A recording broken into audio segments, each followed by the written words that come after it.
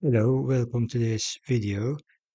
In the previous video, I talked about logic in the reverse direction, which means an observation is given, an expression is given, and the aim is to basically construct some structure that contains that expression.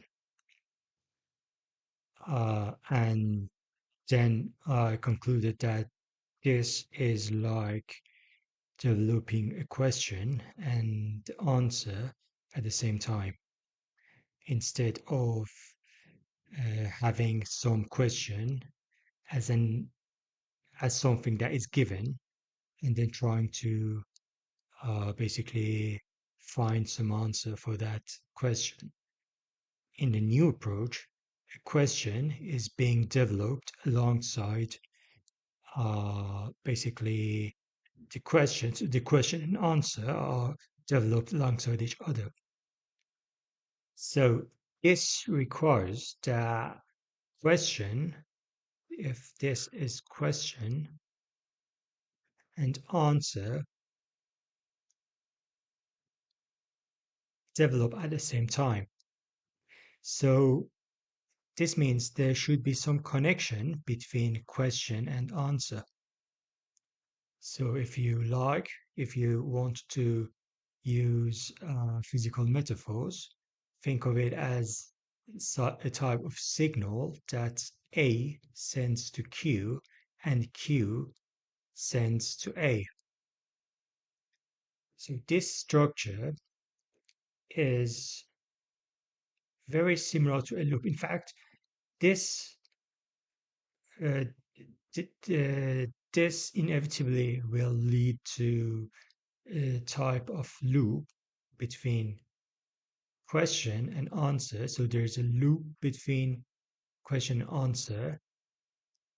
There should be some type of connection between these two. Uh, and yeah, this is the simplest way of developing question and answer at the same time. If uh, they are presented as two elements of a loop, then question and answer can be developed at the same time. So um, yeah, so this is and it the simplest form of developing two entities together. So the first step was to understanding that question and answer should be developed at the same time. The second step is to develop some model that enables this concurrent development, and that is a loop in its simplest form.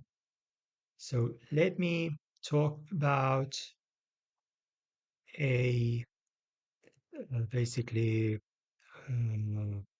what is that? Let me talk about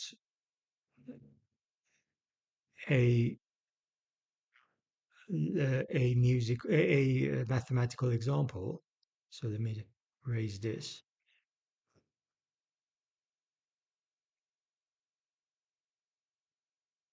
So as a mathematical example, consider projective geometry. And projective geometry is consists of projective line, which is called Z1, another line, which is called Z0. That's where the observer is located. This is here. And each slope intersects with z equal 1 at exactly 1 point. And this is the image of this slope on the projective line, z equal 1. So you can imagine that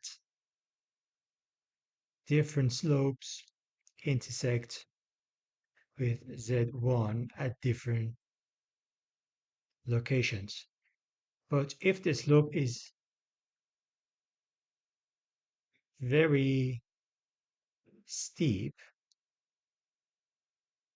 the intersection point will be very far away. Eventually, when the slope is the same as this z equal 1, the intersection will be at infinity. So this structure consists of slopes that, I mean, if you consider only the positive side of z equal 1 and neglect the negative portion of z equal 1, neglect it, if you just consider the positive portion of z equal 1, then the slope basically uh,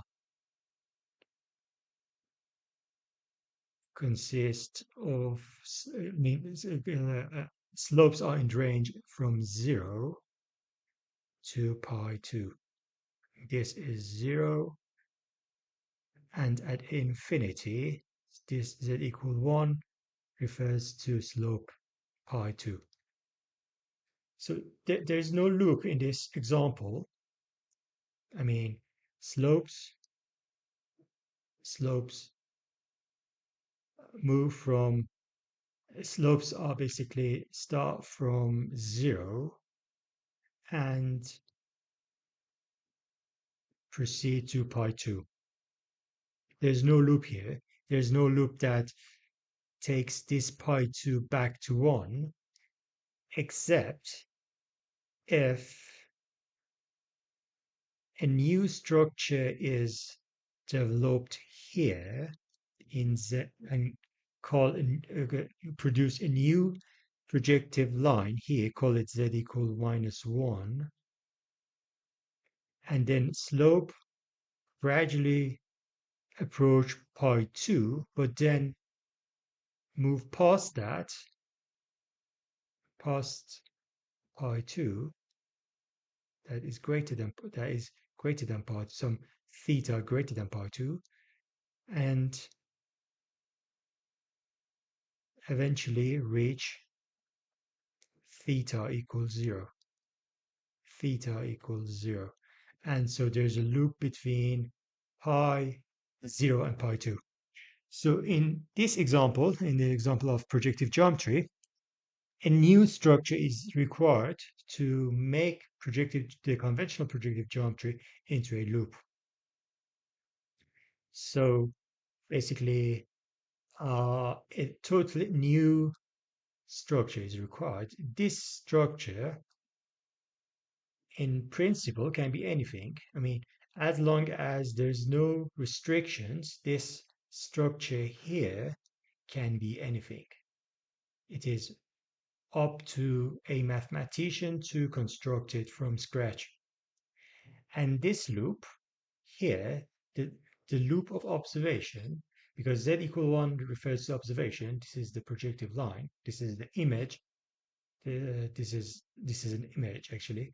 So the loop of observation, I mean the observation turns into a loop if there is another extra section called z minus 1 that turns this projective geometry into a loop. So there's a back and forth motion between 0 and pi 2, and ideally this loop evolves 0 and pi 2 at each iteration,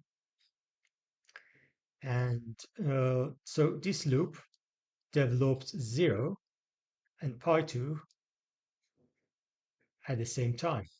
So in the first iteration, 0 and pi 2 are two very basic entities, but in the next iterations, both 0 and pi 2 evolve and basically uh, they evolve in a loop and they turn into more complex entities. So this is similar to the question, to the task of producing a type of loop that consists of question and answer. So there's a loop between question, but then again there's a path between answer to question, and there's another path from question to answer, and there's a loop between question and answer, and these two entities evolve at the same time. So, yeah, basically, uh, this is this is all I wanted to talk about in this session. Sorry, my webcam was broken today. Anyway, I recorded this video. Uh, and yeah, in the next videos, I will talk about the other topics regarding this this idea and developing question and answer at the same time and producing a loop that basically does that. I mean, a loop that develops question and answer at the same time. Thank you very much.